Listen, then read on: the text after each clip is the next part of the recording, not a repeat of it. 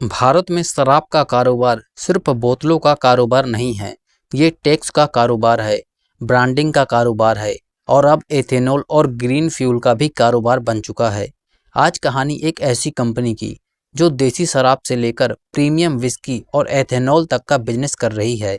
नाम है associated alcohol and beverages limited. Market cap करीब 1600 करोड़ रुपए। कंपनी IMFL यानी इंडियन मेड फॉरेन लिकर और IMIL यानी इंडियन मेड इंडियन लिकर बनाती है। इसके ब्रांड्स हैं बॉम्बे स्पेशल, जमैकियन मैजिक रम, निकोबार जिन और हिल फोर्ट विस्की। साथ ही कंपनी बैक पेपर और मैकडोनल्ड्स जैसे बड़े ब्रांड्स के लिए मैन्युफैक्चरिंग भी करती है। लेकिन अब शराब कंपनियों की कहानी बदल रही है, क्योंकि सरकार एथेनॉल ब्लेंडिंग पर जोर दे रही है। यानी अब वही कंपनी जो शराब बनाती थी वो फ्यूल भी बना रही है। एसोसिएटेड अल्कोहल ने करीब 150 करोड़ रुपए लगाकर मध्य प्रदेश में एथेनॉल प्लांट लगाया और FY25 में करीब 28 मिलियन लीटर एथेनॉल बेच दिया ऑयल मार्केटिंग कंपनीज को।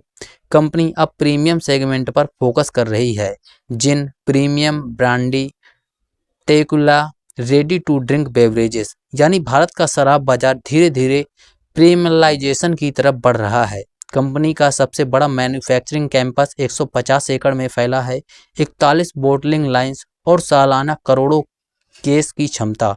लेकिन कहानी में विवाद भी है। 2021 में CCI यानी कंपटीशन कमीशन ऑफ इंडिया ने कंपनी पर लिकर प्राइस फिक्सिंग की जांच शुरू की थी। हालांकि कंपनी कहती है कि उसे किसी बड़े नुकसान की उम्मीद नहीं है।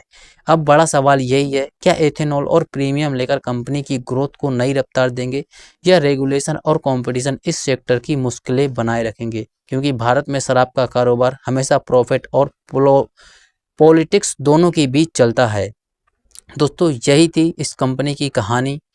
उम्मीद है इस छोटे से वीडियो से आपको अच्छी जानकारी मिली होगी। ये वीडियो केवल एजुकेशनल पर्पस के लिए बनाया गया था। किसी भी कंपनी में निवेश करने से पहले खुद की रिसर्च जरूर करें, उसके बाद ही कोई डिसीजन लें।